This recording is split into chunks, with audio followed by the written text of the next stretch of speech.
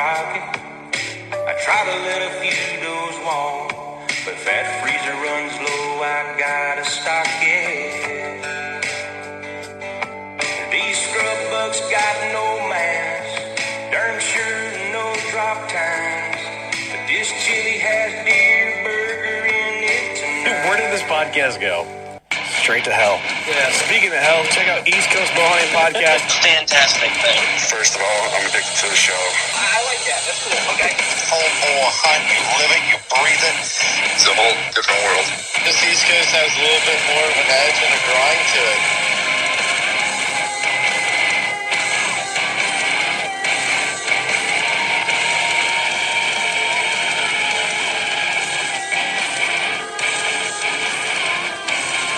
But I actually saw Jesus. I just want to get the realest people possible in the industry, and to the point where it is now, where it's insane.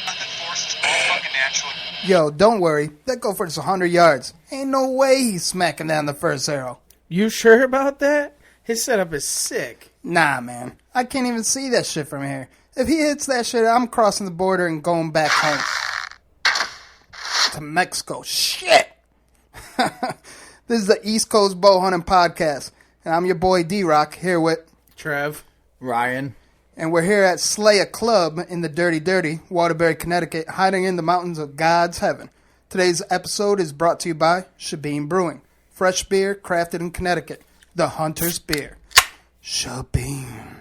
At www.shebeenbrewing.com.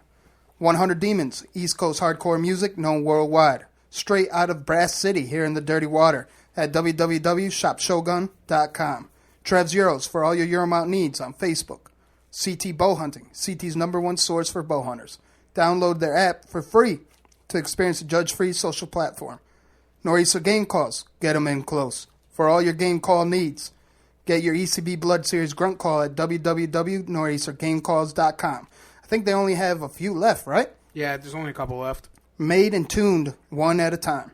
This show is presented by Working Class Bowhunter. Not just podcast/videocast on Carbon TV, but the brand in the hunting industry. We are here as always for new and old hunters by sharing our experiences in the woods through playing and slaying. What's up? What's up, D-Rock? What's going on, brother? Another night. Now you guys are chilling in the dirty. Welcome to the hood, my brothers. We are here. Thank you. Season's ending, so we step right into trade show prepping pretty much. I mean, zones 11 and 12, we only have a couple more weeks, rather. And that's it. It's a wrap for deer. Yeah. It's a sad time of the year. Deer pressure, it doesn't always have to be a sad time. I mean, trade shows, we got all the new up-and-coming equipment. ATA just finished. That was the bomb. A lot of new equipment coming out. Oh, yeah. Drury Outdoors had an awesome giveaway. Yeah. That's a huge thing, man. If you're not in on that and getting on that deer cast, you're an idiot because it's free, and they're giving out I think I read, I don't know, correct me if I'm wrong here, $133,000 in prizes alone, month to month from here till 2020. And what's that grand prize? That grand prize is a 60-acre farm in I want to say Missouri, northern Missouri. Yeah. Wow. They're giving away free. That's the shit. Wow. That is the shit. Big deal. I swear to God, if I get that, hold me to my words. My boys are hunting that for free as long as they help me grow deer there. Oh, of course. Well, not even that, but when listening to the podcast from Working Class, and they were going over the whole thing, and I mean, they already have stands set there. They've been running cameras. And they found a giant rub on a big tree in there, and they're so. They definitely scouted before. Oh yeah, before doing anything. Oh yeah, absolutely. It's crazy. I'm pumped for this episode. We got Bruce-Ritter Clark from Ethics Archery. That was the whole skit in the beginning. Yeah, this dude's a straight murderer, man. He's actually the arrow doctor. Yeah, I mean the altercations and stuff that he makes to arrows to make them do what they do is pretty incredible. Yeah, he's no joke. Nah, without a doubt. This dude's a straight murderer. And honestly, his passion for love and archery itself is out of this world. I know he's actually done quite a few setups for our boys out Midwest. Shout out to Working Class Bowhunter. He definitely hooked them up and got the arrows shooting right. I mean, he's straight setting up deer stakes Like, Yeah. ain't no arrows. These are stakes. You're driving stakes through these Driving deer. stakes home. Yeah. It's crazy. Some medieval shit. Yeah. So let's catch up the past week. Ryan, what were you up to this past week? Oh, man, not much. And new training for work, so I've been away a little bit. Haven't had much time to do anything besides really work. I only got one day off this past week, so haven't been doing much, unfortunately. Happy to be here, though. Yeah. Well, that's what we look forward to every week. Man. Absolutely. What about you, Trev? I've been doing some scouting, got some cameras out, got some food on the ground down in the zones 11 and 12. One night, 2,500 plus pictures. A lot of nocturnal movement and stuff, so hopefully they'll get a little bit more comfortable with the weather changing. That hopefully they'll come out more during the day. Checking the second set, hopefully in the next day or so. Been duck hunting my ass off. I mean, just putting in the time and doing the work. Hopefully I can get into those sets soon and hopefully get a little bit more day movement and hunt it hard. I mean, it's tough because if they're not on there and they're that nocturnal, it's tough to get them to do what they're doing. It's not like I can go somewhere else. I'm hunting a 2-acre parcel. I mean, like, if they're there, they're there. If they're not, they're not. I mean, and if they're coming in to bait at the time, they are, you know? Right. It's a totally different. It's more like harvesting than it is really hunting because you can't really change your tactics to make something really work differently, you know? I hear you. If they're coming to the bait, they're coming to the bait, you know? That's it. What am I going to do? Walk through someone's front lawn and kick them up? I mean, it's just like, you know. Well, that's why you're hunting down there anyways. If it was only that easy. Yeah. If it was only that easy. So we got a lot coming up, man. I mean, yeah, deer season's almost over, but I mean, we have so much on the schedule that it's just slamming us in the face with it. I mean, a lot of stuff going on. This past week, I've been real busy getting the business aspect in it, all the business meetings getting in, plus the day, you know, we're all working class, so the day job interferes. Always that damn day job interfering. and making, you know, trying to make things happen and making things happen. We got a couple meetings set up this week as well. ATA just ended. A lot of sick shit coming out, so definitely keep your eyes peeled for that. The Elite R35 is out now. The Ritual R35, that The is split sick. limb. That thing is sick, man. Hell yeah. I'm excited. They're saying that the wall and the let off is a little bit different. It's not more that torquey type. It's like that ease into it, and the wall is there. So, I mean, it's definitely... It's like butter. Yeah, it's all the things that we complained about on the last one. So, And then we got not even complaints. yeah. No you know, the complaints. changes, you know. And then we have the Mohegan Show coming up. That's February 15, 16, 17, Friday through Sunday. It's going to be a big show. I mean, I'm linking up with Scranton Power Sports and stuff like that. We're going to be in the big booth as you walk in, and so that was kind of Front cool and center for as them. soon as you allowed us- walk in. Yeah.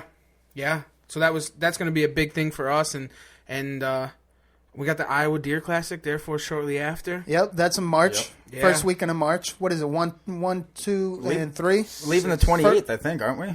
Yeah, We're heading down the 28th. Yeah. So we'll We be there for got a the- hike. Yeah. We got a hike. 18 hours. Yep. Yeah, we're going to be heading up there with the Modern Assassin and possibly Wild Ed Chink with Drew. Yeah. I mean, that's a whole other venture that we're working on too, and we're gonna get Connecticut right. Put the Hell stamp yeah.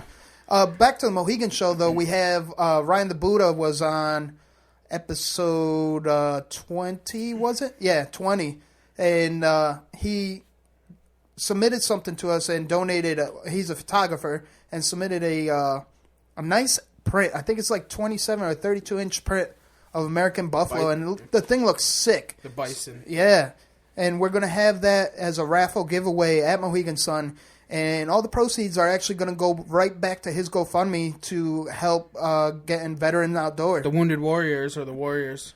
Yeah, in the so field. veteran hunts, and I think it's going to a specific hunt. Yeah. yeah, Okay. Yep. With a certain individual. Yeah. Yep, it's okay. Ryan the Buddha. Take him outdoors. Yep. So that's going to be badass. And then Ryan, right to your right hand side, there's a Mossy Oak field set. Ooh, I do see Like that. a processor Yeah, set. Yeah. That you got a giveaway? Yep, we're bringing that to Mohegan too. That's pretty sick. Hell yeah. You got a saw, different Skinner switchblades, Yeah. a little headlamp, Yeah. and then a little folding pocket knife as well. That's going to be badass. Yeah, that's a nice little What's set that? there. What's that on the bottom there? Different blades for the switch. Oh, different so it's like a blades. switch. Oh, yeah. Like a, You can switch the blades no out, shit. yeah. Yeah, it's one of those. Multi-tool. Yeah. Well, not multi-tool, No, but you just just No, switch but the the blades out. changeable blades. Yeah, Yeah. Very That's- nice that's set. cool. Yeah. You know, for the people that don't have too much money at the trade show and they're coming and they really want something that they have a good chance of getting, that's for you. The Ryan the Buddha print, that's definitely going to be more so for the cause. Just trying to raise as much money as we can and get veterans back out there in the field. So that's going to be badass. Back to the Iowa, though. That's, quote unquote, Kurt said, you boys going to be woke. Yeah. And you know what? I'm going to be woke again for another time. First time around was surreal, chilling with Respect the Game. A few people from the Virtue was there, chilling with Prairie Storm Outdoors. I mean, it was just nonstop action, nonstop. Eric Common got tackled a beer can alley by some drunk chick. I mean, it gets wild, yo. Oh, it's like that. That's how it's going to be, huh? Yeah, we went to a different spot, and people got maced because a fight broke out. We're just chilling at the bar, sipping on whiskey and bush lattes, kicking them back. It's going to be a good time, man. It's going to be a good time. Yeah, but we're going to bring the East Coast to them, too. They might we're get bringing woken it up. Oh, yeah. Yo, it's too bad our boys Mark and Ethan can't make it. Yeah. From Nor'easter. Yeah, absolutely. This way we get Maine, Connecticut, and Maryland going. That would be sick. Yeah, it would. Yeah. Maybe down the road, though. But you know what? Like I said, I think Drew from Wild Edge Inc. is down, and I think he may be rolling. We're going to be rolling deep, bringing the East to Midwest. We're going to show them what it's all about, what the hardcore East Core is all about. Well, you guys are in for it, though. I get it. I can't say nothing. We're hardcore, but when we're in their natural habitat. Yeah, that's their territory. Their natural habitat, bro, I'm telling you, it's going to be unreal. It'll be insane. They're going to show us a good time. I know they are. It's gonna. We're looking forward to it. Listen, they were in the ATA show. They were doing a boxing ring after the show. Come on. Yeah, dude. Stevie Mo getting his ass beat. By Big Mike from Real Life Marketing. Yeah. Oh, man, I'm just sad I missed it. Because they were talking about that for a while, and we almost made it happen. And then Big Mike is dangerous, too. He could be convincing y'all. Oh, he's a big dude. Dude, he almost had me do something to Donnie Vincent that everyone was always wondering what was underneath that fucking Scully cap. Because he was, dude, we're inside. I'm sweating balls, and he's got that winter cap on. Like, dude, what are you, bald underneath? But nah, everyone knows the truth. He finally took a picture without the hat, so he's got full head of gray hair. Yeah. Oh man, but it's definitely going to be a good time. And then shortly after that, I think the Ohio show is going to be around there. I think we may see WCB there, and also the Wisconsin show. Just before Mohegan, I think, is the American Great Outdoors in Pennsylvania, Harrisburg, Pennsylvania. Harrisburg. We might make a special appearance there with Wild Edge Inc. and Drew. I mean, we were talking about going down for the most part anyways. But if we can go down with somebody else from the state, I mean, it would be great. Yeah, that's a show. That's one of my favorite shows thus far. That's the biggest of the big. I spent some time in the... Yeah. There's a lot of big names there. I met Lee and Tiffany. I mean, I've talked about it in the past and being in the Wasp booth and the guys you get to meet and everything like that. That show is out of this world. Probably one of the biggest. It takes 3-4 days to walk that. It's definitely the longest. I think it's from the 1st to the 10th or something like that. Or maybe the 2nd to the 9th. 4 or 5 buildings. I mean, it's insane. Ridiculous. It's insane. I mean, you have one that's just outfitters, one that's just products, and then they'll have a fishing products, a fishing guides, and so it's crazy. Great show. If you can be there, be there.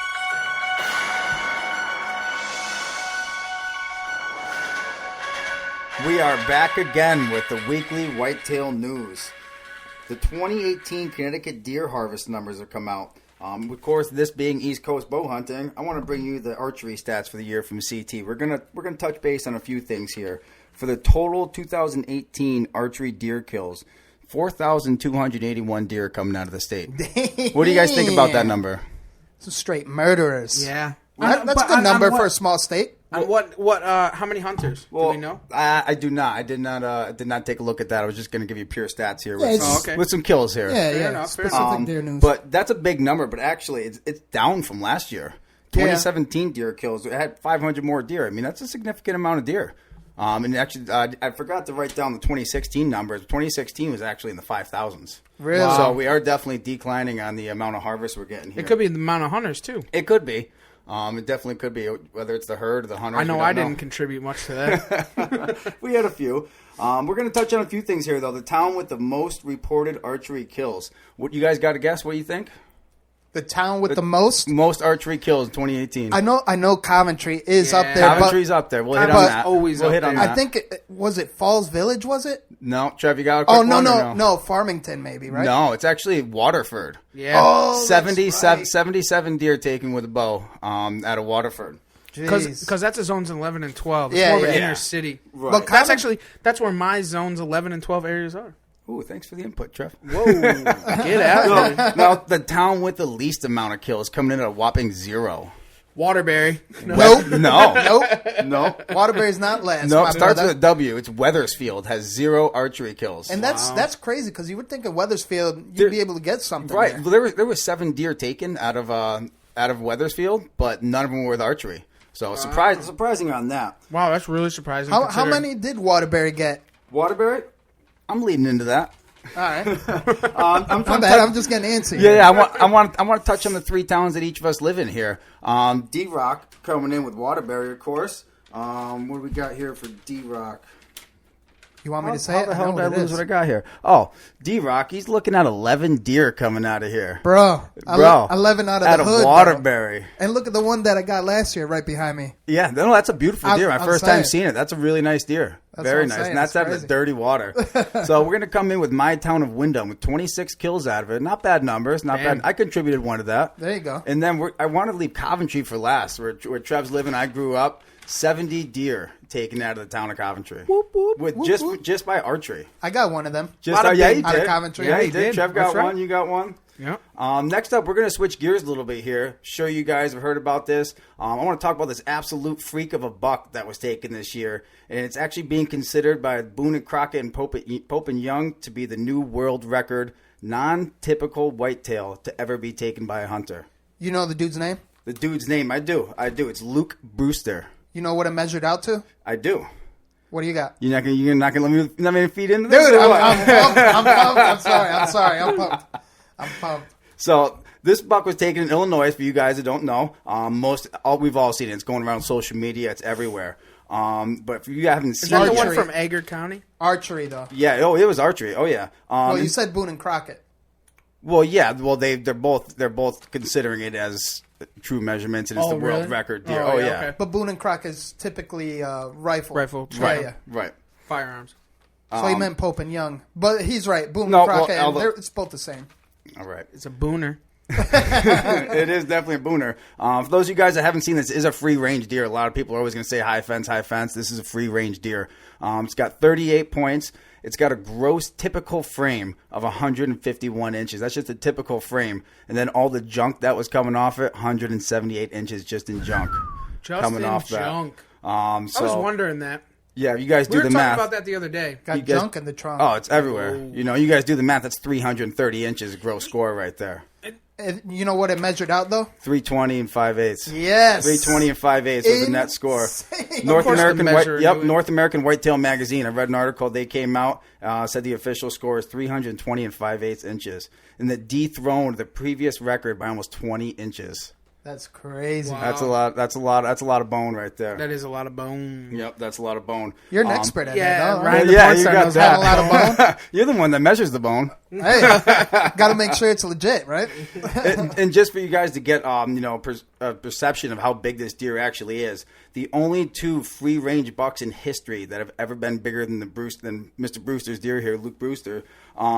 First one was the famous hole in the horn deer. I'm sure you guys have seen that around. That was 328 inches. That was from 1940. It was found on the sides of railroad tracks, Damn. so wasn't taken by a hunter. The other one was in 1981. 33 inch buck was also found dead. So Luke Brewster, he's got that record for the biggest whitetail taken by an archery hunter, any hunter. So That's awesome. Yeah, it is. It's awesome. Oh, yeah. So congratulations to you from the East Coast here, from the boys East Coast Bowhunting. And that's the weekly whitetail news brought to you by Ryan the PornStar. Awesome. Oh, yeah. Look at that. Look at that. Woo! that was really good, man. Yeah. That was really good. All right, I can't wait anymore, man. Yeah, let's call Let's up do Bruce. it. Let's do it. Call him Let's up. hit Call him up. Call him up.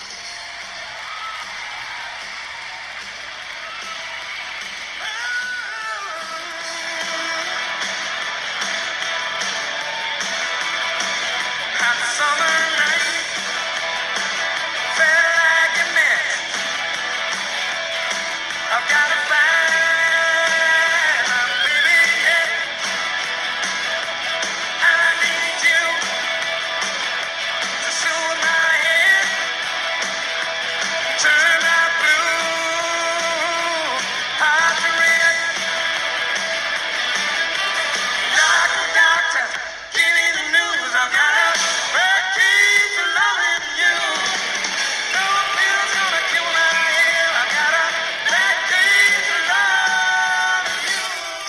All right. We got Bruce-Ritter Clark from Ethics Archery on the line right now. The Arrow Doctor. Hey, Bruce, what's up, man? How you doing? What's kicking, guys? What's up, Bruce? Not much, brother. Hey, man, what was that substitute to your intro song there that you had? Doctor, give me the news. Oh, I got a bad case and no pass-through. Hell yeah. Oh, man, that's Arrow funny. Doctor himself. Yeah. So for all our new listeners out there, there's a good buddy of ours out from Arizona, right? You live in Arizona right now currently? Yeah, so that's where I was born and raised, Arizona, man, out in the deserts. Shit, you're more Mexican than I am, man. I was born in Iowa. Oh shit. Well, I think we proved that. Yeah, we'll touch on that later in the episode too. Hey man, Bruce-Ritter Clark from Ethics Archery. Please, thank you for stepping into the Slayer Club and the Dirty, and please let us know who you are, where you're from, and where we can find you. All right, man. So my first name is Bruce. From Arizona. I do go by Hoss. Shout out to the guys over at WCV. They're the ones that gave me the nickname, the Arrow Doctor. So we kind of started rolling with it and started getting a lot of phone calls, people asking for prescriptions. Which is something I do with all of our customers here at Ethics Archery. My phone number is all over the website. It's all over social media. That is my direct cell phone number, and people are they can feel free to call me up, and I'll work with them and help them develop the best arrow shaft they can possibly build for their current setup right over the phone, and instruct them how to do it and help in any way I can.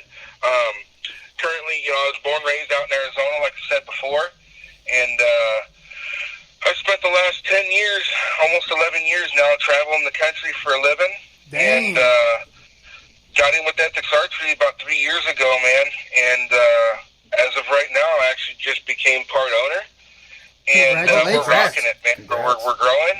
And now I'm just devoting my life, basically, with all the traveling and everything. It's just hunting is my life. And archery is... it's number one. I travel the National ASA Pro-Am circuit and compete there in 3D archery. And another shout out to Family Affair Outdoors TV. I work with those guys really, really close. Not only do we sponsor them, but we're going to be doing a lot of filming this next year, and I'm going to be on there and doing some hunting and not just talking about what we do to lay it down, man. We're going to be slinging some rebar and some battle axes at some critters. So hopefully we get all that up. You guys can watch. Hell yeah. That's awesome. Hell yeah. Hey, when did you start bow hunting? Oh, wow. So I started bow hunting when I was about 14 years old.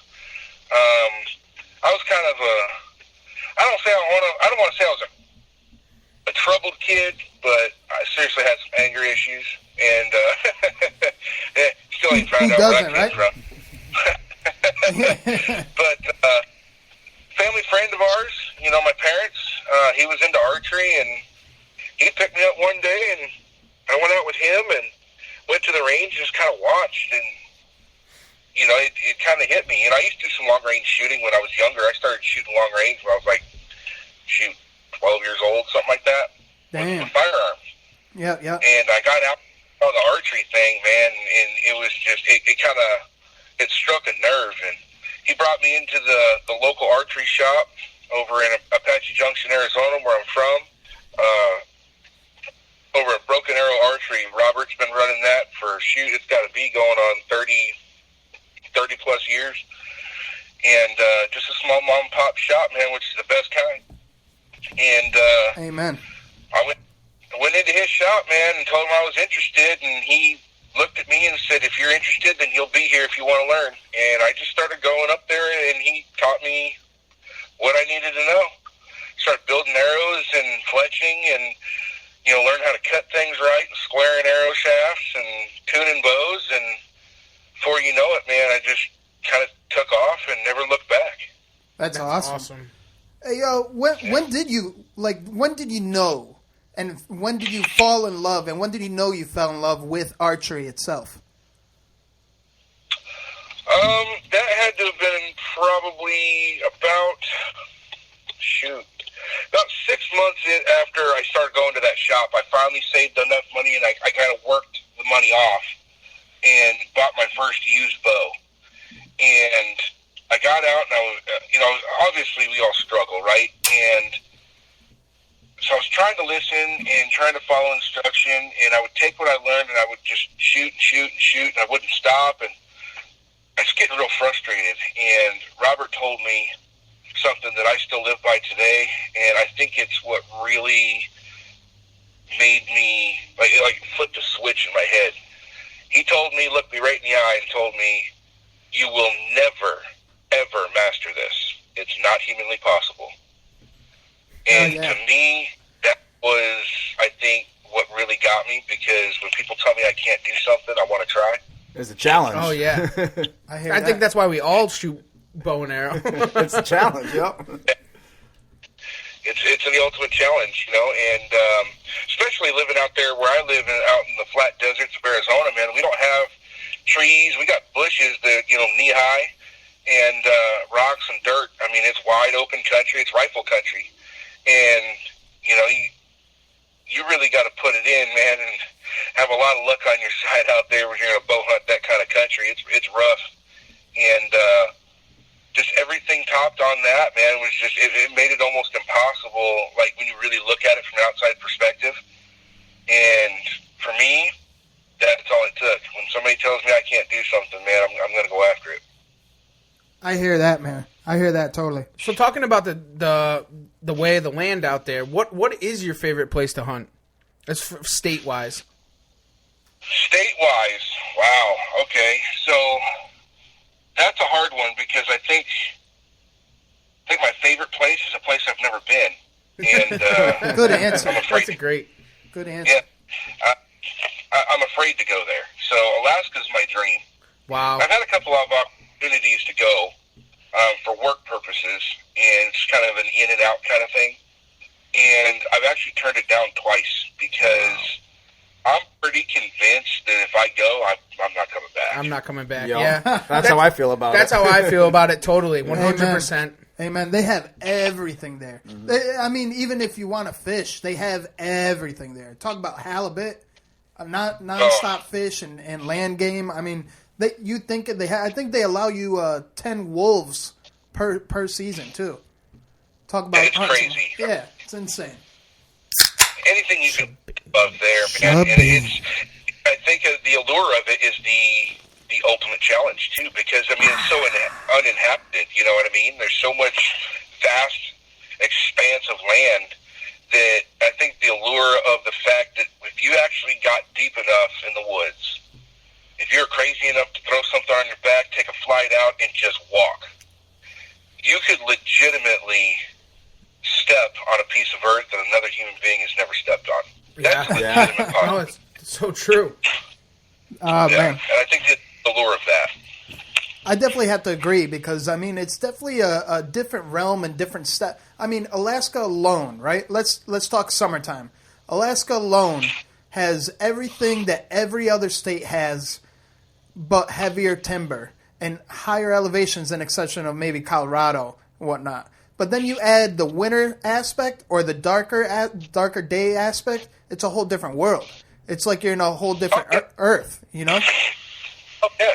And let's be honest. So the reason why most people are bow hunters anyways is because something has triggered that primal instinct within us. And I don't think it gets any more primal than stick and string, right? No. And you top Spear. that with harshness of the wilderness in Alaska, the unforgiving Mother Nature out there, and it's literally when you're out there, it's literally life or death, and that lurks around every corner. And that's not necessarily true in the lower 48. And it is to an extent, but not to that degree. And I think topped with the primalness of the bow on your back, and in a environment like that, I think it just you would kind of lose all your senses, and it kind of takes you back in time. Amen. Yeah. I agree 100%. Actually, now that we're talking on primal and bow and stick and string, and what is your setup? Can you elaborate on your setup right now and your preferences to each component on your setup? Yeah, so I have a few different setups. The one that's in the truck right now is a Hoyt Carbon Defiant 34, 29-inch draw, 70 pounds. The current arrow setup I'm running right now is a Sirius. We can get to this. It's an arrow shaft made by Sirius Archery Products, a brand new company that's getting ready to debut in March, who we've actually paired up with directly. And so they mean business, huh? Oh yeah. I'm sorry. That was a stupid joke because their name's Sirius. My bad. Good. So we haven't actually picked a slogan yet. I'm hoping they're going to choose mine, but it's Sirius spelled like the radio station Sirius. Mm-hmm. Yep. Me personally, I think it ought to be Sirius Arrows for the Sirius Archer. Okay. Yeah, I like it. I dig it. But we'll see where it goes. But anyway, fantastic shafts. I'm shooting a 1/66 micro diameter shaft. GPI is 12.5 grains per inch. I've got that arrow up to 27 1/4, running a 180 grain Ethics Archery outsert system. Currently with a 125 grain single bevel Strickland Helix on there right now. Damn. Yeah, sitting right around 20% FOC. It's like 19.6. Yeah, and it's a killer, man. Slinging that arrow, that total arrow weight on that is right at 625. So it's one of my lighter setups. That's your lighter setup, you said? Yeah, that's one of my lighter setups. And then that one there's chronoed right around 268 coming out of the bow. Damn. Wow. So you got a rocket launcher then? Yeah, it's a hammer for sure, man. The sights I'm running is a Montana Black Gold 5-pin slider, 6-inch dovetail. I'm running AEP stabilizers. I have a front and rear back bar. Running about 12 ounces on the front and about 5 ounces on the back. Yeah, and I'm running Brian Christopher, makes all my strings. So I got BC Custom strings on there, and yeah, it's a rocket launcher, man. When I shoot something, they don't typically survive. So That's why you're giving out the prescriptions. Word up, doctor. That's the current setup that's in the truck right now. Yeah, that's sick. That is sick, awesome, man. Oh man. So. Now that we boiled down your setup and your killing machine, because you're shooting with a rocket launcher, what is your favorite food to hunt? Ooh, yeah, man. what's your favorite harvest? Pretty much anything with a heartbeat. I like to cook. I like to eat. If you haven't seen my pictures, you'll understand why. But no, honestly, man, it's hard to pick a favorite because for me, it's the process of starting from scouting. I mean, even from your computer and starting there and getting into the field, the scouting, all the work put in, and finally making it happen on an animal. For me, for some reason, it like changes the flavor. Like everything I put in my mouth that I put in my freezer myself from the field is just. For some reason, it almost enhances the flavor, so it's hard to pick a favorite. But right now, I'm on a big black bear kick, so I got like a bunch of black bear in the truck with me right now, and been snacking on that because that was one of my more recent kills. I did kill a few deer this year, but my black bear right now is kind of what's been being eaten the most. Hell yeah! Let's save that for the end, towards the end of the episode, though, because I want to hear that story. But that's like the the heart of the episode, I want to say, because, we have a lot of good things to talk about today, but I think that's the one that, aside from something we will reveal shortly, maybe in about half an hour, but that bear story got my heart pumping. So let's save that towards the end, if you don't mind, if that's cool. Sounds good, man. All right, cool. I do have a question, though, because, Sure. Ethics Archery, what is Ethics Archery? So what do they actually do? Okay, so we here at Ethics Archery we're a component company. We're a manufacturer. We create, design, and sell arrow components. And so we have everything from knock bushing, some new stuff we're working on. We've got, so some of these terms are going to be a little bit different. You haven't heard them before because they pertain to strictly our company. But we have spinning inserts. We have spinning target points. We have static adjustable inserts. We have outsert systems. We have field points. We have weight washers. We have all kinds of stuff. I'm currently working on a few other projects right now. I'm going to be going into possibly creating a broadhead at the moment. Wow. We're gonna see where that goes. Yeah. Hey, man, actually, sorry to cut you off, but you and I had a conversation earlier, and we were going back and forth with stuff, and we both touched on the simple fact that we both started our adventure and our mission to catch that new hunter coming into the archery world. That being said, can you elaborate a little bit on what Ethics Archery is about in the sense of each component? Because not every new hunter is going to know what a spinning insert is or a static tip or static. So can you elaborate a little bit on the components, please? Anytime we say insert, it pertains to something that goes with a hunting shaft or a hunting setup. Anytime we say a point is for target archery, because the point is actually designed into the product. So we'll start there. So when I say static adjustable, we'll start with that one. So right now, when you go to your local archery shop and you go buy some arrows, and I call those cookie cutter arrows, right? Because they're coming, they cut them to your length. It's got a standard insert that they just glue right in there, right? Yeah, Walmart special. Yep. Yeah, so ours replaces that. So a lot of people, when they want to start changing their FOC, your front and center weight, or want to add a little bit more mass weight, they're used to being able to buy special tools and use weight systems that screw in the back of that insert. Well, through all the testing stuff we've done, we don't really like that design, right? Because there's some flaws there.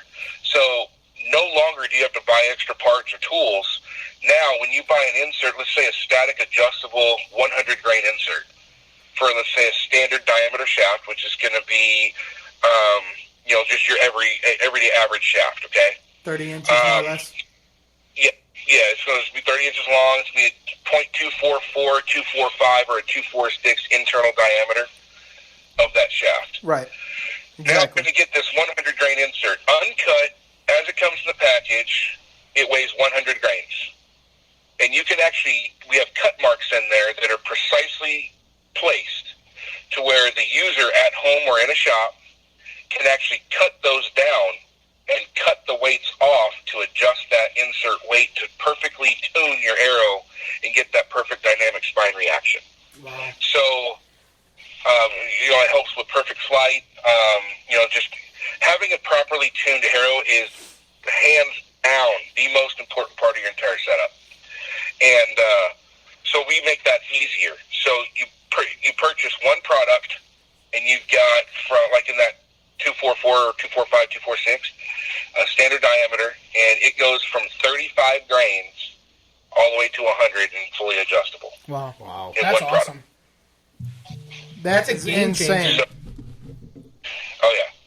and the materials we use, you'll never see anything made from Ethics Archery made out of brass. Why is that, though? Aluminum well, brass is such a soft compound. It's a very soft metal. And, people talk about wanting structural integrity, and then they want to build a higher FOC arrow, add a little bit of mass weight, and the only thing that's been available in the industry up until now has been brass to do that. Well, the reason why brass was used is because it's a denser material or even steel, right? So it takes a smaller amount of metal to get the higher weights. Well, the problem with that is when you screw a mild steel, stainless steel, whatever material your field point or broadhead is made out of, and you screw those threads into brass threads, now the component that holds the entire system together is the weak point. It's the softest part. And when you shoot through an animal, if you happen to have a hard impact on bone at any angle, all of that energy is transferred through there. And if you have a weak spot and that bends or breaks or causes another part of the system to fail, penetration ceases immediately. So we want to create basically a foundation for your arrow build, which is going to be your component system. And we make everything out of, like, our strongest materials we make out of is 303 stainless steel. Damn.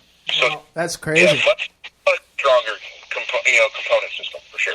Without a doubt. So you were saying the spinning point or the spinning insert. What is the pluses and minuses to that, or the pros and cons? Okay, so the only con I can really talk about is point out, because it's really the only one, is the fact that they come in certain weights right now. Okay, but they come in certain weight options. You get 4 weight options each arrow shaft configuration. So it's not adjustable as of now. So you don't get the adjustability of that. That would be a con. But the reason why it was designed is actually you can take any broadhead on the market that takes a standard 8/32 thread, so whatever regular broadhead, right? Mm-hmm. And you can screw it into this thing, and it allows that broadhead to spin completely independent from the arrow shaft. You can hold your arrow shaft, hit the blade on that thing, and spin it like a top. That is awesome. So that's it's like darts, like throwing darts, right? Sort of, yeah. But instead of the fletch end, you're going on the point end. Yeah, right. So that was designed originally. The main purpose was for the broadhead to be able to rotate around bone, take the path of least resistance upon impact. Because what happens with a static or non-spinning insert where everything's locked together, if you hit a bone at kind of an awkward angle, that utilizes energy to either cut or break through the bone, right? Or if it ends up skipping off of that bone, it changes the entire direction of the arrow shaft so that lever arm is no longer pushing directly through at 90 degrees. It's now off kilter. Well, when that happens, you lose penetration. So this allows the arrow to take the path of least resistance without losing that energy. So it increases penetration, the ability for penetration. Mind fucking blown. That is brilliant. Mind fucking. That's like whole different level right there. Bruce, you got a PhD in archery, huh? Yeah. He's the arrow doctor. The arrow doctor. So what we found out during testing once we built these, and here's the thing, man, it's a new technology. It's something, it's been used in other aspects, but not in this form until now. And we're constantly working on it, right?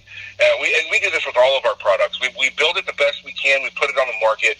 And as feedback comes in and time goes on, you start re-looking at that design and figuring out ways, even minute ways, to make it better, and we're constantly doing that. But what we found out during testing with the spinning insert that most people want to claim that, fixed blade broadheads don't fly well, right? Well, let's be honest, first and foremost, that comes down to bow tune. I can take any arrow, any bow, tune it right, and you can take a fixed blade broadhead out to 100 yards and shoot with your field points all day long. That is a fact. But not everybody has the access to equipment. And we're going to talk about this aspect in depth, I'm sure. They also don't have the proper knowledge to do it correctly. And so for those guys that can get pretty close, what we found out is with fixed blade broadheads, even out of a bow that's slightly off tune, will increase the arrow's flight characteristics and make them better by not planing. So if you're not forcing those blades to turn and act kind of like a whale tail, yep. If you're not forcing it to turn, how can it plane? Exactly. They can't. Exactly. So that was actually like a secondary byproduct of the original design that we found out it significantly increased broadhead flight with fixed blades. It increased the accuracy and reduced the amount of planing by quite a bit. But that's that's kind of the in a nutshell. And it's also keeping the speed at longer distances because it's not slowing it down, right? So typically these things are going to be heavier than your standard inserts anyway. So anytime you add weight to your arrow shaft, you're not gaining speed per se. Okay, so you're gaining penetration, word? Kinetic energy. Well, you are. But instead of telling people you're going to increase speed, because that's not true, what you're going to do is you're going to maintain more speed downrange. It's going to lose less as it's flying, and this is how it works, because when you have a static insert and that arrow comes off the bow and it begins its rotation, if you've ever watched one in slow motion, you can see how it's bending, right, as it rotates. That's called arrow deflection or spine deflection, okay?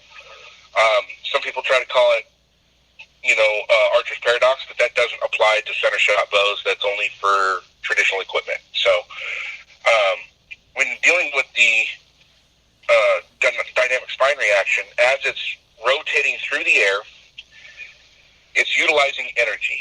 So let's say you have a 100 grain insert and a 100 grain broadhead. You've got 200 grains up there with a static system. You now have to utilize energy that was transferred from the bow into the arrow shaft, and it utilizes energy to spin up all that weight, right? Well, now take that same 100 grain insert, but the sleeve portion of it that's actually glued to the arrow shaft that's going to spin with the shaft, out of that 100 grain insert only weighs 20 grains. So now you're only utilizing energy to spin up 20 grains out of that shaft by still having the 200 total grains with your field point broadhead or broadhead with your insert up front. So you're still getting the benefit of the higher FOC in flying downrange, but it's only utilizing energy to spin up 20 grains. So the arrow spins faster, corrects faster, and maintains more energy downrange. So when it hits the animal, it hasn't lost as much energy as it would with a static insert.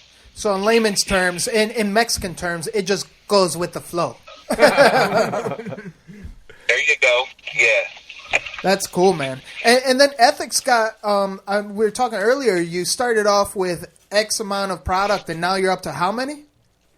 Okay, so when I came on, we had, I don't know the exact number of different options and products that we had, but it basically consisted of spinning inserts, some spinning target points, and some field points is pretty much what we had. And now we're up to 197 different options. That's insane. That's insane. Yeah. That's crazy. So you have some medicine in the cabinet. So you're the Archery pharmacy, yeah? Yeah. If you can fathom a build from light and fast to African Plains game setups, we've got a component that's going to fit your system and your build exactly. Wow. And if we don't have, we'll make it. Hell yeah. Oh, man. So we'll get back to more tech talk because this is so crazy. We're learning so much right now, and you're actually teaching and prescribing a lot of knowledge to all the new guys out there, and even veterans like probably didn't even know half the shit you just spit out. I'm blown away. That's what I'm saying. It's crazy. I want to kind of relate to your correlation with ethics, and now becoming part owner. I mean, we were talking about this earlier as well. I hate to sound redundant about talking earlier, but you said, how many times have you visited the lower 48? I mean, you're traveling coast to coast on a daily basis, yeah? Yeah. I mean, I've been out here for 10, going on 11 years now, and as far as the lower 48's concerned, I've probably been in every single state 30 plus times. That's insane. Is that how you ran into Working Class Bowhunter?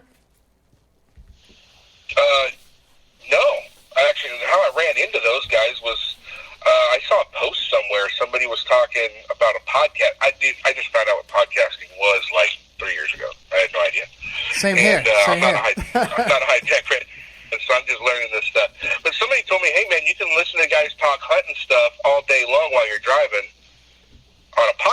And I was like, well, that's right up my alley. Yeah.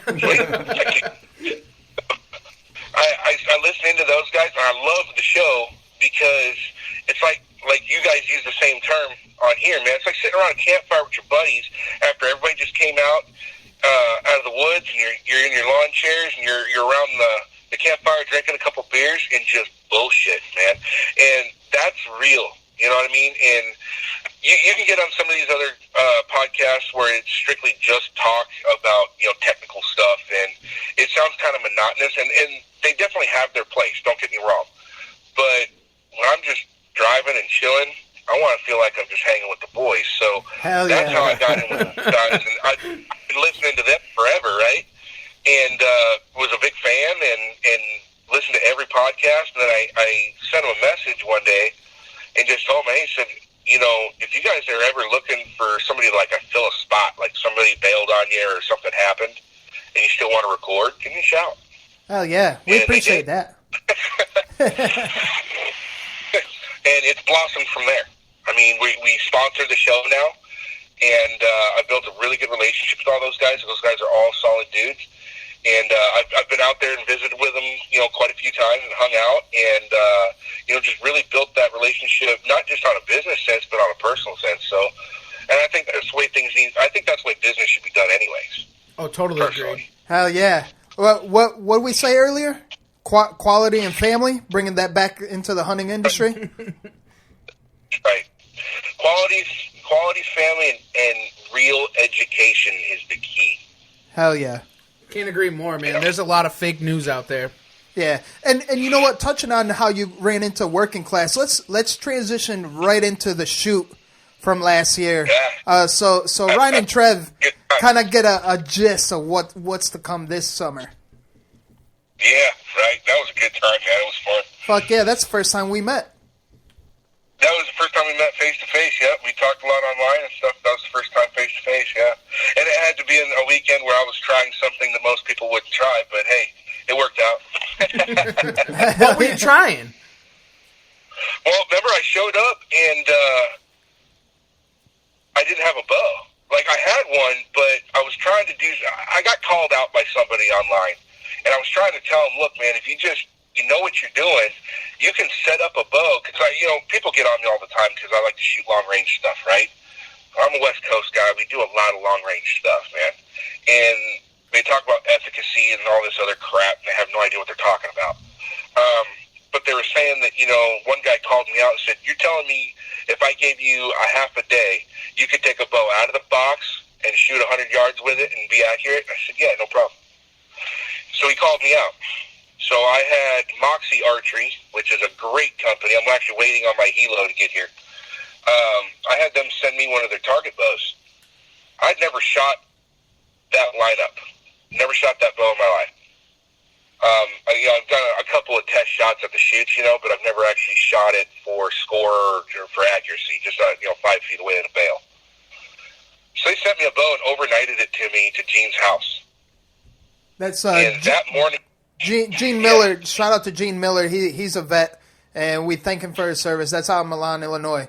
Just so all our listeners get a good visual picture of what's going on. Yeah, so Gino's an awesome guy, man. And he actually put me up at his house for the weekend and everything. I came in, and great guy. But anyway, so we got up at, I think it was 5:30 in the morning, opened the bow, did a Facebook Live of me pulling it out of the bow, or pulling the bow out of the box. Threw some accessories on it, went to the bow shop, got it tuned, got back to his house, and everybody started showing up. So I went out, and because I, play with my equipment so much, I have a pretty good idea where everything's at. And it took me 2 sight tapes to get it right.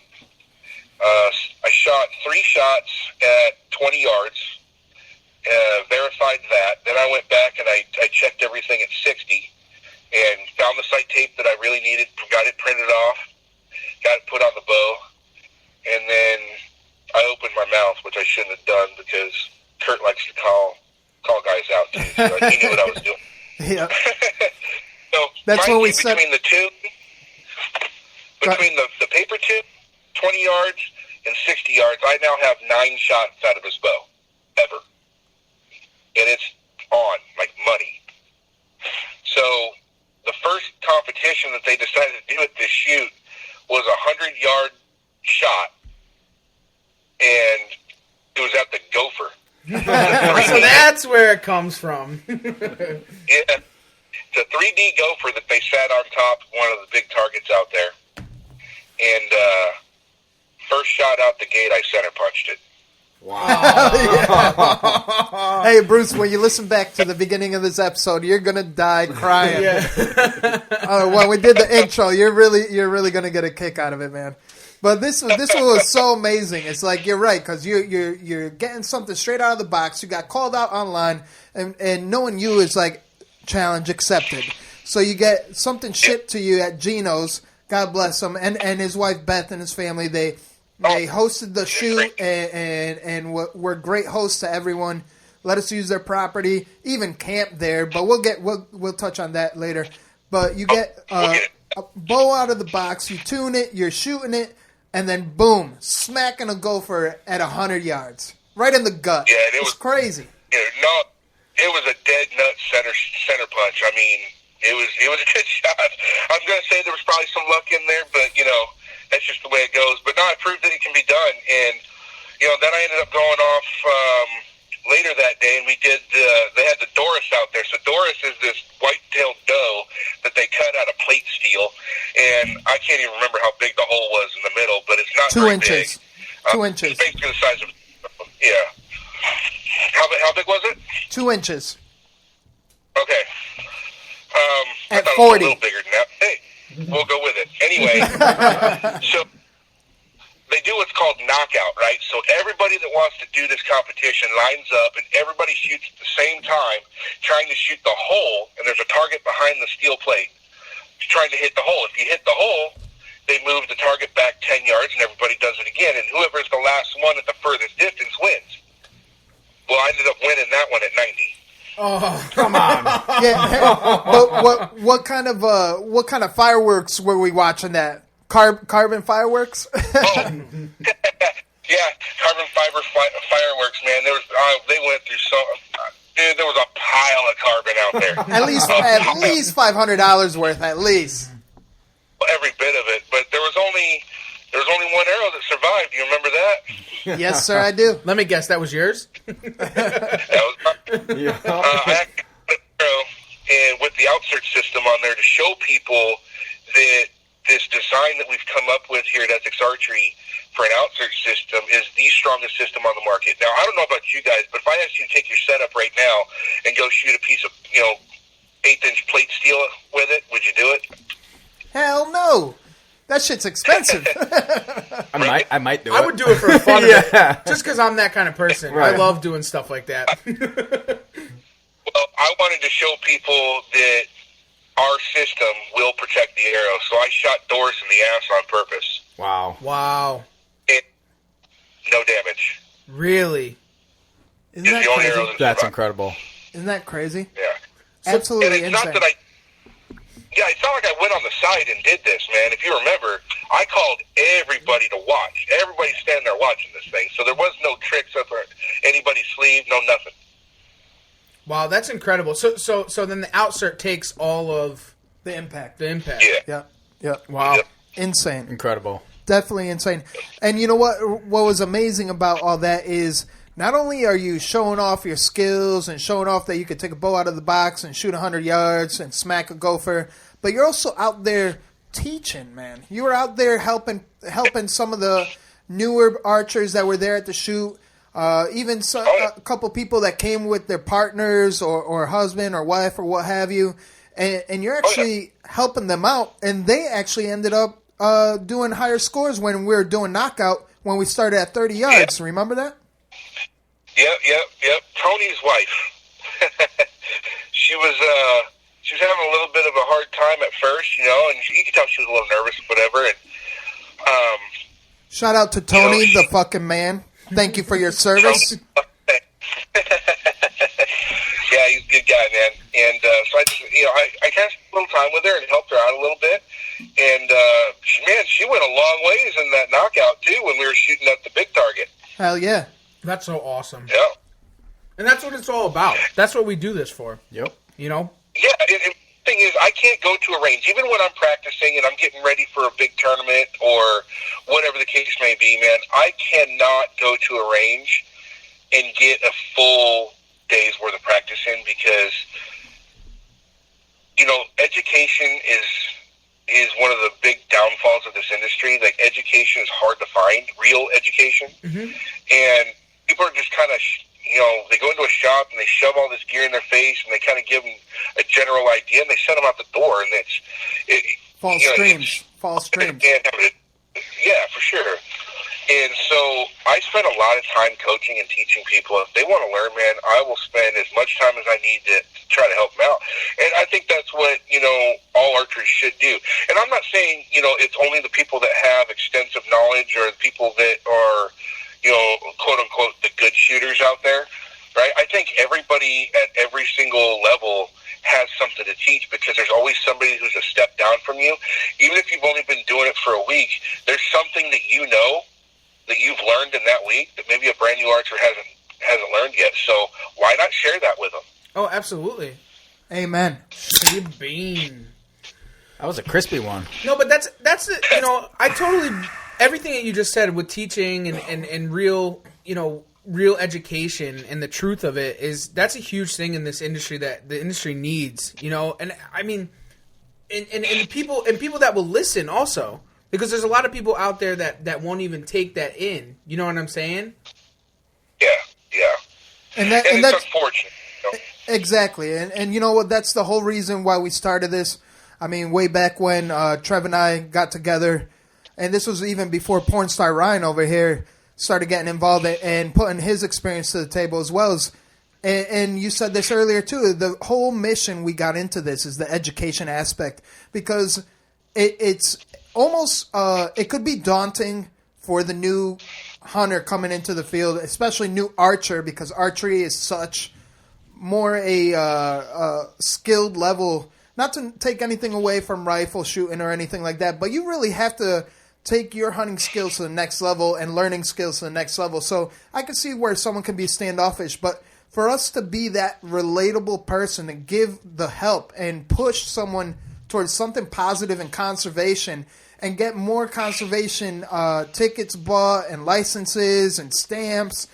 Because if we don't do that, I mean, I think steadily we see a slight decrease. And if we don't apply that and make that our mission, it's almost scary thinking where it would be. Public lands will be sold off. Yeah. People fighting for public lands to keep them and keep it not sellable will start to diminish. It's like, it's something that we make our mission, and we definitely want people to be aware of. I mean, originally when I had started out and doing with like the CT bow hunting and stuff like that, something that we strived on was education, awareness, and safety. And those are like the three main things that we always tried pushing to the new and the old hunters. I mean, like, just the education of like real education and the awareness of everything, what the industry has to offer and what you need to be aware of, and also safety.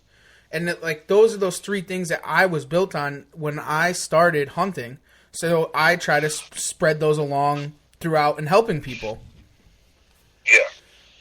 And that's what it's about, man. And just imagine where if people just threw their damn egos out the window, right? And if every last person out there, regardless of your skill level, if the outdoors is your passion, whether it be bow hunting, fishing, whatever it may be, hiking, whatever, and you get one person, just one, to experience that for the first time and become an outdoorsman or outdoorswoman, you know? Oh, absolutely. Imagine where this industry would be. Absolutely. You know, actually today I was duck hunting, sea duck hunting, and there was a gentleman that I was hunting with by the name of Nick, and Nick is actually a law enforcement officer and never really, you know, military, so on and so forth, but never really hunted. And today was the first time of him sea duck hunting, and he got to shoot 3 ducks that he had never shot before. And just, you know, he was like, well, are you sure that it's okay that I shoot the duck or whatever? And I'm like, are you kidding me? You shooting that duck means 3 times more to me, to you than it would to me. Like you enjoying it, and that you're now going to be the next generation of hunters to come into this. And we were talking on, like the properties and so on and so forth, the things that we're losing by the lack of hunters. So like having those new people hunting and him doing that and shooting a duck that he had never shot before or some of his first ducks, it was just amazing. It's just to be part of that and help that person along. It's really up to us. For all the listeners out there, if you think you're a passionate bow hunter, if you really think you are, and you really think that you've hit that apex of that adrenaline rush when you've got a deer standing in front of you and you make that shot, if you think that that's the ultimate, you're sorely mistaken. Take a hunter out that's never been before and go through the grueling aspect of getting that first kill and you being present when that happens. It puts it all to shame. Without a doubt. There's nothing that compares to that. Without a doubt. Nothing. I can't agree more. Ryan, you had a question for Bruce, yeah? Yeah, Bruce, I do have a question. If we could take a quick step back here, back to Ethics Archery. Can you kind of tell us a little bit what maybe the new and upcoming stuff come with Ethics Archery? And along with that, can you let the cat out the bag too? Yeah, let's hear it. I still haven't even heard it. Okay, yeah. All right, so some of the new stuff we're working on, I can't get into too much detail, but we've ventured into the rear part of the arrow shaft, and we're actually creating, we've got some knock bushings that we've done for target arrows, but we are bringing some different designs and bringing in some knock bushings for the back of the arrow for hunting as well.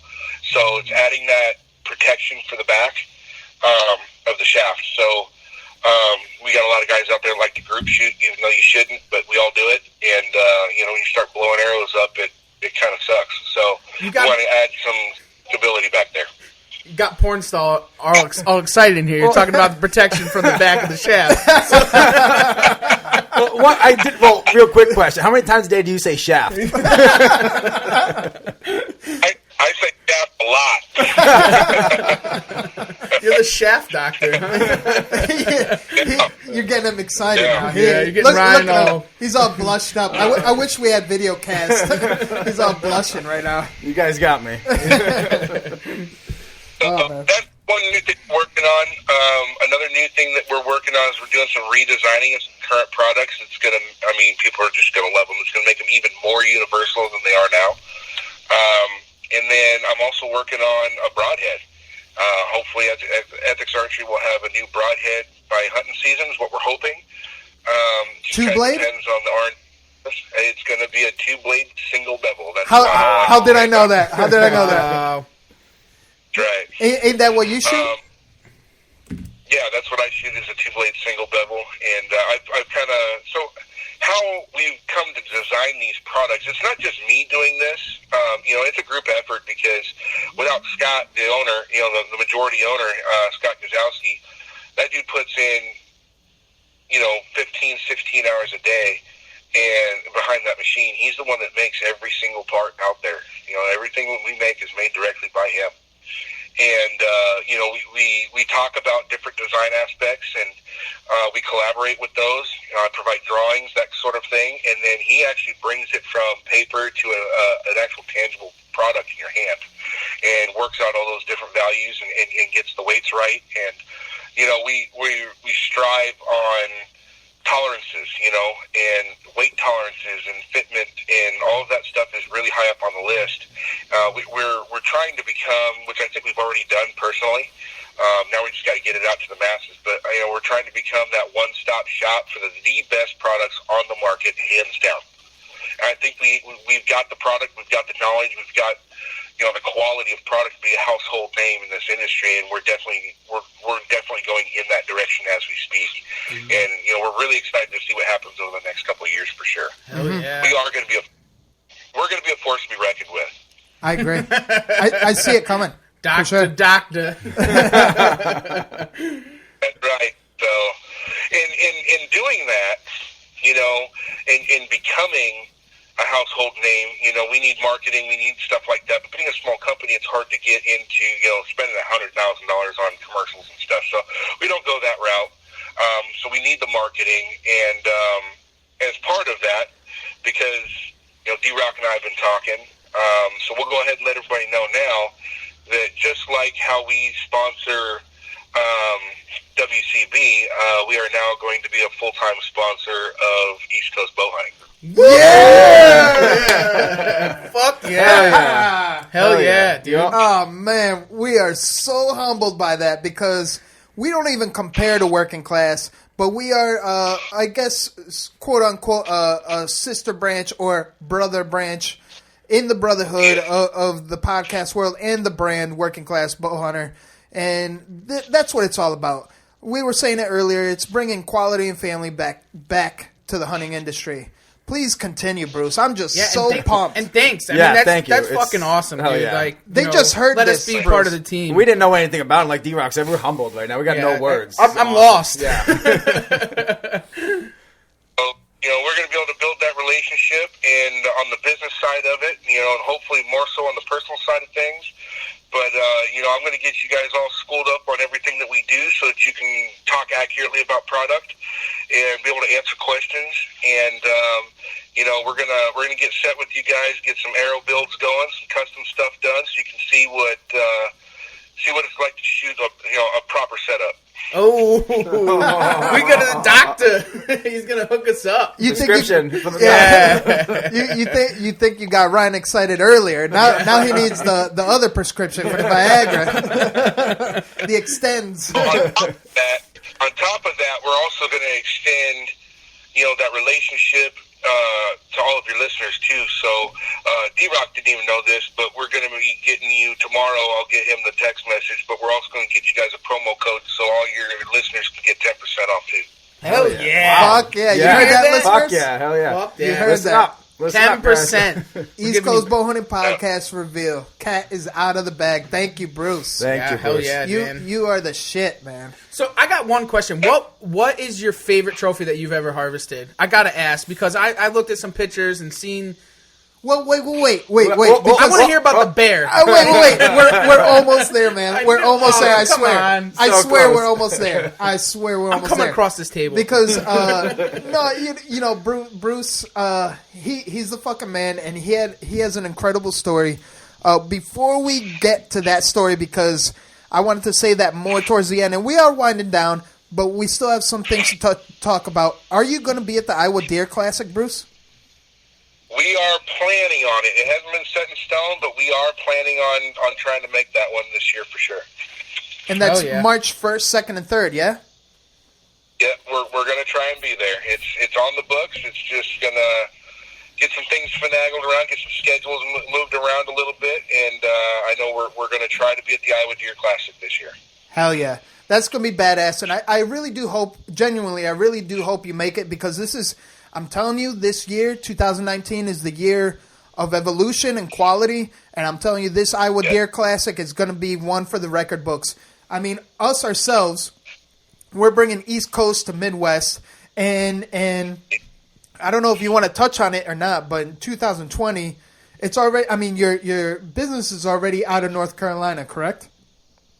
Correct. Yep, that's where the company is out of, Vail, North Carolina. So you're already got a touch of East Coast. East Coast, boy. Yeah, like Coast. Ryan the pornstar probably infected you with a touch of East Coast already. So that being said, 2020, I think you're going to be living there, yeah? In North Carolina? Yep. 2020, I'm going to become an East Coast boy, man. I'm moving to North Carolina, and I will be working at the That's going to be badass. Fuck yeah. So that's what I mean. This year is such an evolution year that we're bringing East Coast and Midwest. We have a lot of people joining up together in our circle, in sort of the in crowd for family, unity, and quality, and the brotherhood, which is just spreading like wildfire. If you know what we're talking about specifically, or you want to find out more, tune into Working Class Bowhunter, because they do start talking and touching base about what this is specifically. More news to come, so keep on tuning in. And then what I want to transition to from there is what everyone's been waiting for, is because you shot me a text, I believe. Oh, no, I'm sorry, a voicemail on my phone when I was in Puerto Rico over the holidays, and you actually try to shoot out a message to us on Facebook, I believe, or instant message about the podcast, and you got some good news. And I was in Puerto Rico when I missed your call, but I called you right back because, I mean, shit, we're the only two people in the nation with working class bowhunter tattoos, yeah? Yeah, that's right. Hell yeah. What episode were you? 170? Episode 171. Hell yeah. Wow. 171, I'm 207. And we got our stamps for the brand in the hunting industry. And you hit me up at That's PR. right. I was in Puerto Rico, and you just had a hell of a story to tell me about this bear story. Please, Trev's like he's shaking over he's here. itching. My favorite Let's hear my it. favorit thing is black bears. So Yeah. I'm just intrigued by Well, them. this is my first black bear, too, so it was even better. So one of my staff shooters, he's on our pro staff, Steven Olivaros out of Hawaii, and him and I have built a really good relationship, and we planned this out almost a year in advance, and both of us got together and was like, hey, let's go elk hunt. I said, let's do it, man. Being from Arizona, it's a draw-only state, so I couldn't even tell you how many points I have right now. I know it's well over like 10 or 12 points, and still have not been drawn in my own home state. So I've never had the opportunity to hunt elk in the one state that has the biggest bodied elk on the planet. I mean, it's ridiculous how big these elk are. And I can't even hunt them. So I said, screw it, we're going to Colorado. So we make all the plans, we get to Colorado, and we get there, and the property owner, the guys we were with, was like, hey, look, I don't know if you guys can swing it or not, but we have a really, really bad problem with black bears up here this last couple of years. They're everywhere. We're going to see a ton. If you can swing it, go buy a bear tag. And I was like, okay. I'm looking at the terrain going, how in the heck am I going to get close to a bear out here? And he's like, no, it's a rifle tag. I said, oh, well, shoot. Can we do that? He goes, yeah. I'm like, sweet. Went and bought a rifle tag, right? Well, I did. And I think Steve did, too, the day after I did. But anyway, so we're in some of the worst terrain out there that I've ever hunted. And obviously, me being a bigger dude, we were in pretty intense terrain. I mean, this stuff was straight up, straight down. I mean, one of the days we were on the hunt where we started off at 10,600 feet in elevation, and one way to the bottom where we got picked up at the end of the day, we ended up at 5,200 feet. Wow, that's up there. Wow. Oh yeah, and this is down canyons, up the other side, down, up, and it was gnarly, right? And so we get into about I think it was the second day. We're sitting on this big rock slide on the side of this giant mountain, and it's got to be 800 feet straight down over a cliff.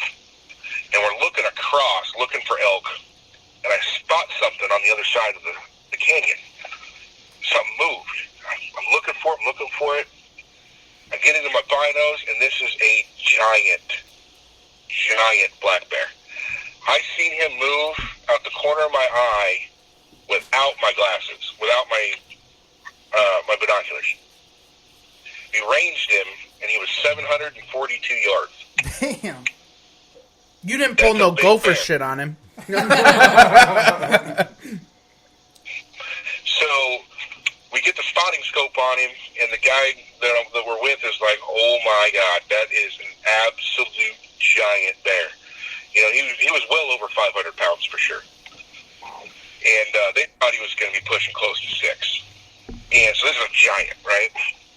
And I get laid down in the prone position, and he's got a 700 Sendero, Remington 700 Sendero, in 7mm mag, and or 7 Ultra mag. And so I know that the ballistics is going to carry 740 yards, no problem. You know, he had a buddy of his, from what I understand, actually set that gun up, who was a sniper, and said it'll punch 1,000-yard plate all day long. So as long as it's good to go, I know I can make that shot. And I held that bear in my crosshairs for about 15 minutes. Damn. And I let the gun down. Yeah, I let it down, and he looked, and the whole time they're screaming at me, shoot him, kill that son of a bitch. And I let it down. They looked at me like I was crazy. Like, what are you doing? I said, man, I'm going to be honest with you. I've never, ever taken a big game animal with a firearm, which I have not. And I really wanted, I've always wanted to kill a bear with my bow without the aid of dogs, like just straight up hunt them. And he looked around and he said, man, as tall as this oak brush is and how loud it is, he's like, there's no way in heck you're sneaking up on a bear this time of year. You'd have to come back in the wintertime. And even then, they're all denned up, And he looked me in the eye and said, you are not killing a bear on this trip with a bow. It's not going to happen. I said, okay, well, I don't want to do it with a gun, so we left him alone. Come to the last day that we're there. We're 5 days deep. We're on the 5th day. And at this point, I'd put over 65 miles on my boots in extreme elevation. So my fat ass is feeling it. I'm to the point where I'm walking with walking sticks now. And we're on our way back to the truck because we got to a big meadow where up on a bluff where we'd seen some bulls chasing around a couple cows, and we went after them, and they were gone, didn't get an opportunity on them when we got up there. And I had to make a decision, There was a lot of times throughout that week where I was hurting pretty bad. Mind you, the night we got there before we started hunting, I fell down the stairs and broke my big toe. Oh, no. Damn, Doug. Yeah. Damn. So and the big toe is like a balance point. Mm-hmm. It's a balance point of your foot, too. Yeah. So, damn, I feel your pain. It was bad, bro. So Steve said it. We taped it up. We hunted. But by this time, I had to make a call. I'm like, look, if I go any deeper, I might not be able to get out of here physically. Right? So I think we should turn around and go back, for safety reasons. And they were like, all right, man. So we went back, and we get about 200 yards away from the truck. And I hear something up on the hillside, and I stop my guide. I'm like, you hear that? He's like, what? And if you can imagine a tree falling in the woods where you get the creaking and then the base explodes and the tree falls, right? Well, imagine that sound, but without the tree falling. And we heard this 3 or 4 times. And I looked at my guide. I said, dude, is that a bear tearing apart a log, grubbing, trying to get the grubs out of a dead log? We sat there and listened to it for a couple more seconds. He goes, yeah, I think so. I said, all right. He goes, you want to go after him? I'm looking, and now he's way up above us. And the oak brush is so thick we can't see it, but we can hear it. I'm like, dude, I can't even hardly walk without walking sticks. I ain't getting up there. He's like, you got a cow call with you? He's like, well, yeah, we're elk hunting. I'm like, okay, blow on it. Call to it a couple times, see if it'll come down. He goes, are you out of your mind? Do it. That's actually pretty smart. Yeah. I like that. So he blew up a couple of times, and it stops. The sound stops. So we got his attention. And 3 or 4 minutes went by, and he went back to tearing that log apart again. So it didn't really work. I said, you got a calf call on you? He goes, yeah, I do. I said, blow on that. He didn't get 2 notes out of that thing, and this bear came straight at us at a full dead sprint, coming downhill. Now, we still can't see him, but we can hear the trees crashing. And you can see the oak brush is parting like a wave in front of him. Like he's just mowing them down, coming right at us. Well, again, I got 2 guides that are there with me. One guy's in training to learn the area, and the other guy knows the area really well. These guys are like half billy goat, man. That's what they do for a living. They run up and down these mountains every day. Yeah. Sound like some outrunning them. Go ahead. I'm not going to outrun these guys. No. You're about to get eaten. I'm about to say they sound like some Connecticut boys. Straight billy goats. Only got to be the slowest guy, right? Right. And I look over my shoulder, and they're booking it. They're running? Come on. We're on a 3-foot wide game trail, side hilling. So I can't go back behind. I can't run away from the bear because it's a 60-foot drop off behind me, 3 feet away. So my only option is left or right. I'm sure in the hell's not running up to him. Right. So I made the decision. My only option here is to shoot this son of a gun. Hell yeah. If I get opportunity. So I come to full draw, And all I hear from these guys as they're running is, shoot him, don't let him eat you. I just don't think if they would have had to pack me out, man, they would have had to quarter me to get me out of there. So I come to full draw, and the line that animal was taking, because we could see the tree, blowing down, was coming right at me. It was right in between these two big pines. And I came to full draw, and those bushes that were in front of me, the oak brush, was only about 3.5 yards away. And I held at full draw and stood there. And when he came through them bushes, I saw his face, and I let him have it. And I shot that bear. It was right at 3 yards. It was 9.5 feet. We walked it out to where the first spot of blood was. And on a full charge, I shot him in the cheekbone, about 1.5 inches low of his eye and about 2 inches away from his muzzle. It went lengthwise through that bear and came out his rear ham. Holy shit. Wow. Insane, right? Insane. Oh, yeah. He told me this when I was in Puerto Rico. That's insane. I'm just freaking out. Yo, Sandra, God bless her soul, my fiance Sandra, she was in the nail salon because we were there for one of her friends' weddings. And I'm over here, I'm sipping on El Presidente, I don't know, some Puerto Rican beer and sipping on some Dewar's. And he's telling me this whole story. And the ladies inside the salon, they hear me like, oh, and I spilled my whiskey. Like, I'm so, baffled and dumbfounded at the story that it was just insane. That is crazy. So I got the question is, did you do a Euro mount with his skull? So I am going to be doing a Euro mount with him. I'm actually going to be doing a rug, so they actually have to cape the skull out and then replace it with a plastic skull. Right. Or a foam skull. So once that's done, I will be doing a Euro on that, and I'm going to make sure that we don't patch up that hole. Exactly. Perfect. Exactly. Yep. Well, if you feel like it, you can mail that up here, and I'll do it for you. He's got you. Yeah, we can. Yeah. I may or may not have Beatles. hey, you know what? Bruce? At that notion, I know my brother in arms, Kurt Geyer, out there is also Pope and Young Measure, but while it's up here in Connecticut, if you would want me to do the honors, I can measure it up for you while it's up here too, while Trev does the If that's what you want to do, I'll offer it up to you, but I'll take care of you and send it back to you also. Yeah, that'd be awesome, man. Yeah, we can definitely work that out. And, I can get it measured. We did a, I guess you call it a soft measure, a green measure on the green score, yeah. Game Warden actually did it. And he said it is going to be shy of Pope and Young. He goes, but it's close. No shit. Wow. They estimated the bear, because it has to be, everything's got to be there. And he estimated the bear just over 300 pounds. Damn. So they pulled it. Go ahead. No. I was just wondering what they greened it at. He said it was about 1/8 to 1/4 inch under Pope and Young is what he's guessing it at. Now, he had to do it over the hide and everything, but he's been doing it for 20 plus years. So he's like, the deductions for the meat and all that kind of stuff. So you're right there. We're going to guess it, yeah. So he said it's close. But it's not going to make Pope and Young.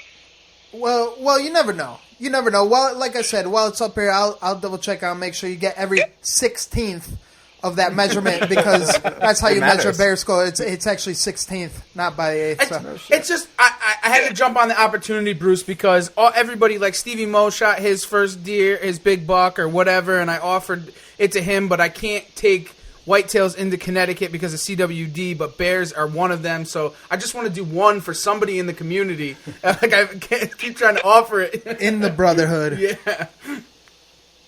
Yeah, we'll make it happen, man. As soon as I get ready to do that, as soon as they get it caped out for me, and I figure out who's going to do the rug out of it. So it's a freezer right now. So that's awesome. But yeah, it was an amazing experience, man. That's so cool. The best part about it was when Travis showed up to go get this bear out of this canyon, and he walked up and he was like, "Hey, I got called and said somebody shot something. How big's your elk?" And I said, "I shot a bear." And he goes, how far far was the shot? It's about 3 yards. He goes, wait a minute, you killed him with your bow? And I was like, yep.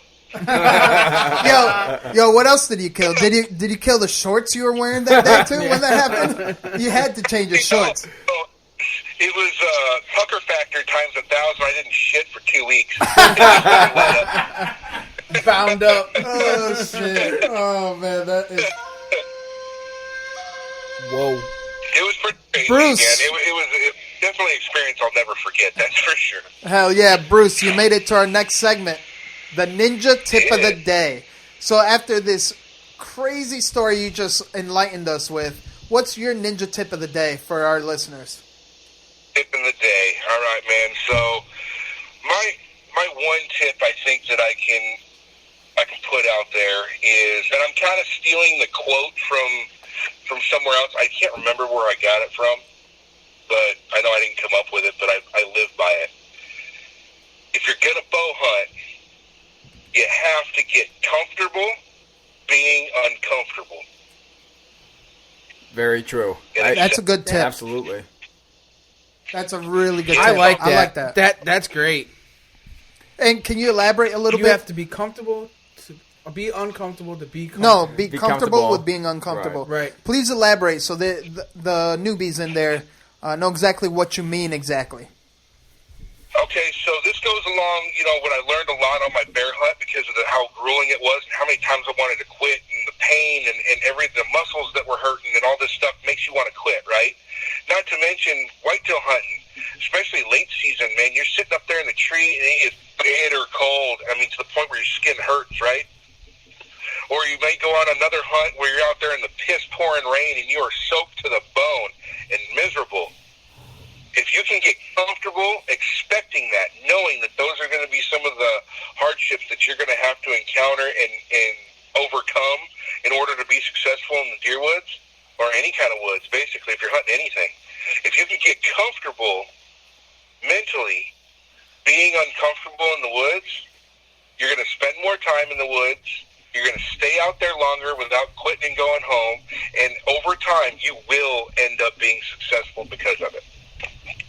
Damn. Amen. Damn. Oh, yeah. Great ninja tip of the day. Yeah, I love the yeah. ninja tip. One of the best ones so Yeah, far. I'd have to say, I'd agree with that. All right, since, we've had all of this talk over that last hour and a half here, I want to know, why did you choose East Coast Bowhunting Podcast? Why do you want to be with us?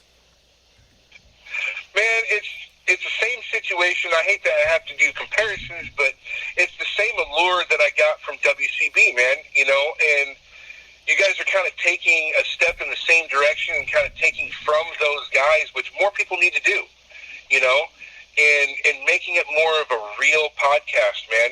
It's not about bullshitting somebody. It's not about trying to be the big man on the shooting line or whatever the case may be. You're not trying to boast about nothing, man. It's real information. It's guys sitting around bullshitting, but talking about how the deer woods really are, man, and dealing with conservation and having that passion to get more people involved and educating the public that maybe they're non-hunters. They have a bad view of what hunters really are, and we're going to be able to show them, look, we're regular freaking people, but we have a passion, and we can explain and articulate those passions in a real manner where people are going to understand it, and you guys don't care what anybody thinks, and you're going to do your thing, and I think we just need more realism and not so much people getting paid to say something. Hey, much respect for that. That really hits the heart, because that's really what we strive for.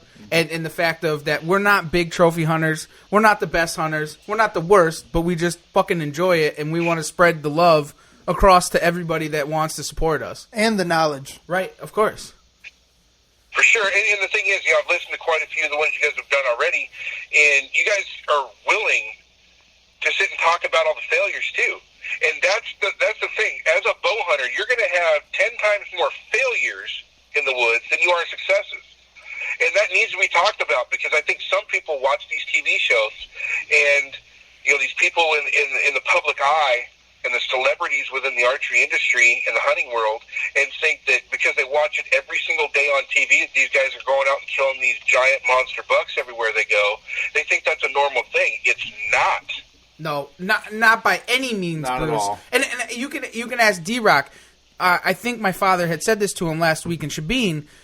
Anybody that tells you that they kill more than they don't is a fucking liar. Absolutely. Or you know, or they kill, or they hit more than they miss, or whatever the case may be. Yeah. I mean, that's something that I was raised on. If anybody that says that they kill more than they miss, they're a fucking liar, because the success rate is not even equal to the failures that you go through day in and day out, one trying to be a field. But that's why bow hunting is such a great thing. That's why it's so captivating once you get into it, because, yeah, there's times where even in the past I've wanted to quit, man. I've gone, there's years where I've gone 2 years straight and didn't kill a damn thing. And I hunted my butt off. Got close, but couldn't make it happen. And you know what? Sitting through the rain, the snow, the blazing heat in Arizona,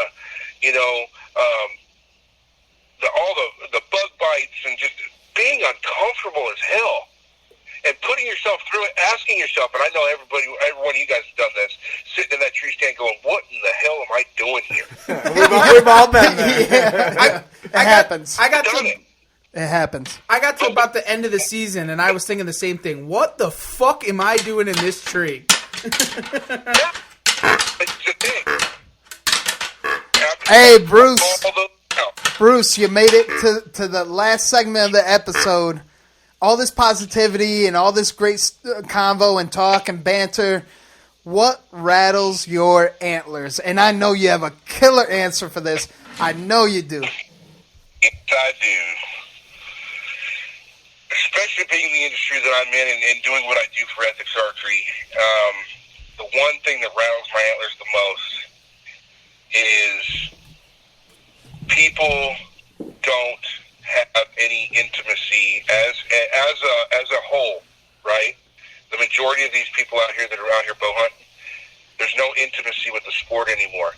The thing that rattles my antlers the most, if I'm on the mountainside and I run into another bow hunter and I stop him and I say, I want you to take everything that's with you now, strip down, not literally, but strip down naked, put every single aspect of everything that you have with you right now and explain to me why you use it. 1 out of 10 people can give me an intelligent reason for every single piece of equipment.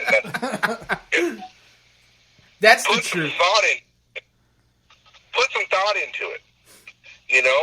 Every piece of equipment we take into the field should have been scrutinized and heavily considered and compared to everything else out there, and made an education. It made a conscious decision based on taking out as many variables as you can to be successful and ethical to the animal. And not just wearing something or shooting something or building something because the celebrity you watch on TV shoots it. Aim in. Aim the fuck in. Oh, man. Because that is true. It's so true. It's sickening. It's absolutely sickening. These guys that, they'll have like these huge packs with all this stuff. Their Sitka gear, this, that, and the other thing. And they just, it's useless stuff that they don't even know the meaning of it. And then not even that, to take it to Bruce's level, what he's trying to get at is you need to make sure that no matter what, you're going to make the best decision, because shooting at a target is not shooting at a live, living thing. Mm-hmm. So you really want to take every measure possible to make sure you make that best ethical shot and decision to make that ethical shot. So this way you're not just shooting blind or, maybe I'll hit him. So this way you have the best chance of harvesting with the one shot, one kill. Shit, if you have to, you make a good shot the first time, you got to put another in them, but no more.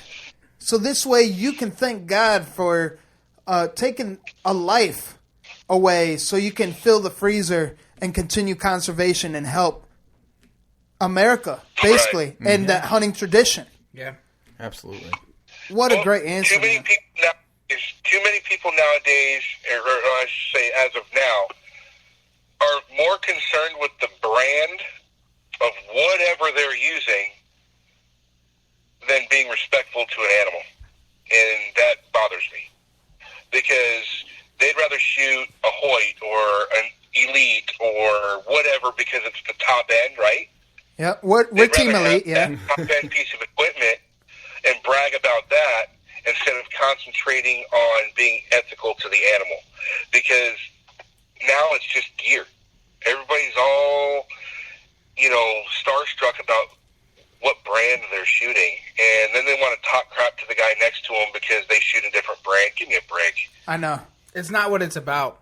Hey, Bruce, you know what I was shooting at the shoot. Talk about being ethical. You saw it. I was shooting a fucking hunting cobra sight because I'm not shooting anything over 30. You know what I mean? But that's me at that level, at the capabilities of my equipment. I didn't surpass. Luckily at the shoot, I lasted a while, but I mean, I was definitely not at your guys' level, and that's when it boils down to is you got to shoot at the capability of your equipment and your skill. So this way you make that ethical shot. That is definitely one of the best what rattles your antlers answer that I've heard on this show. I want to add to that a little bit, actually. My mentor throughout my hunting career, I was talking to him a couple months back, and I was saying stuff to him. He's like, you really should start videotaping this, that, and the other thing. And I said to him, I said, Andy, why do people want to see what I do? He goes, because I would rather watch somebody that doesn't have matching camo in the tree shooting a doe than some trophy buck from somebody out in the Midwest.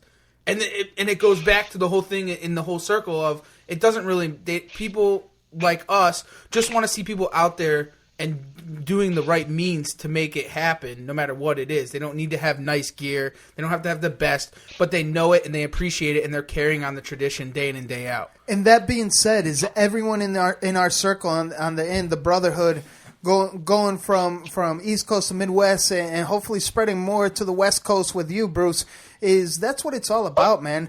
We're all about relation and relating to our area and reaching out to the people that can relate to us the most, and that is the mission. Absolutely. And education is the key. And like one of my favorite things, and this kind of goes back to the whole what rattles my antlers thing, and everybody's guilty of it, right?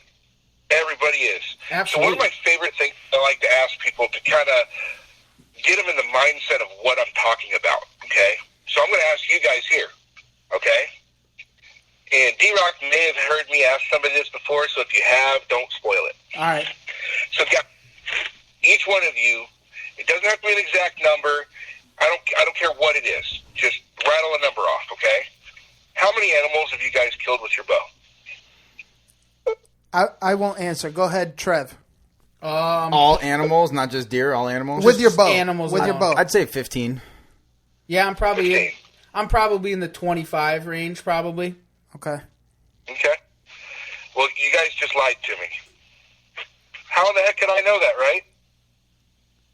Okay. So unless you chase down all those animals and beat them over the head with your bow, you're not killing nice. them. So it's the arrow is what you're getting at here. You got me. That's a good question, Bruce. I like that. That gets people in the mindset of, especially the guys that are like, oh, no, I put thought process into it, right? Yeah. I think about everything I do, and I concentrate on how I build my equipment. Really? How many animals you killed with your bow? They give you a number, and you're like, no, you didn't. You killed them with the arrow. Right. So how much emphasis do you put into your actual arrow build? Because that's the only part that makes contact with the animal. Yep. So wow, that shows me that there's no thought process. True. Exactly. And it's not their fault. It's not their fault. That's the whole point. The industry has been pushing all this propaganda. They market and put all this marketing dollars into marketing products out there that they want to sell, right? But nobody knows why they're using it because they get caught up in that. There's no thought process behind it. It's not their fault. That's the way the industry has kind of forced things to go. So when I ask somebody a question like that, they go, oh, well, I've never thought of it that way. Okay, well, now start thinking out of the box like that on everything that you use. Exactly. Absolutely. Wow. I'm picking up what you're putting down. And on that note, I want to end on a positive note. So let's transition to your chili sauce because we're winding down. And your chili sauce is out of this world, man. Just please touch on that. I mean, you're a man of flavor. We're all in it for the harvest and filling our freezer. Let's touch on your chili sauce before we close out here. So I call it chili sauce, okay? So it's a concoction of different oils and garlic and some peppers and that kind of stuff that I put together. And it's I'm a big fan of other traditional type foods from other cultures, and pho is a Vietnamese staple. It's like a soup that they make. Noodle soup, and they make it's like a noodle and meat, and it's a bone broth. They boil bones and marrow for like 24 hours to make the broth. It's divine, right? And they have a traditional sauce called chili oil. And I kind of took from that and made my own version of it, and I brought it to the Working Class Bowhunter podcast shoot. And I think I went through like 3/4 of a jar, man. Everybody out there, I was letting everybody taste it, and it was just, it goes good on anything. If you want just a little bit of spice and just pure flavor on anything, man, this stuff is bomb. I got a jar of it sitting in the truck right now. Hell yeah. Yo, it was 90 degrees and we're putting hot shit on our food. Everything. Sweating bullets. But you know what? That's what it's all about. And you know what, Bruce? We had a hell of a time having you on the show, and you really, really dropped some good knowledge, man. And I'm sure we're going to talk even more after we hit the stop button on this episode. But, man, Bruce, so humbled on everything you brought to the table, especially the endorsement and sponsorship. I mean, you truly, no disrespect to Tony Smith, you're the fucking man, but Bruce-Ritter Clark from Ethics Archery, you're the fucking man. And on that note, Bruce, stay stepping. Stay slaying.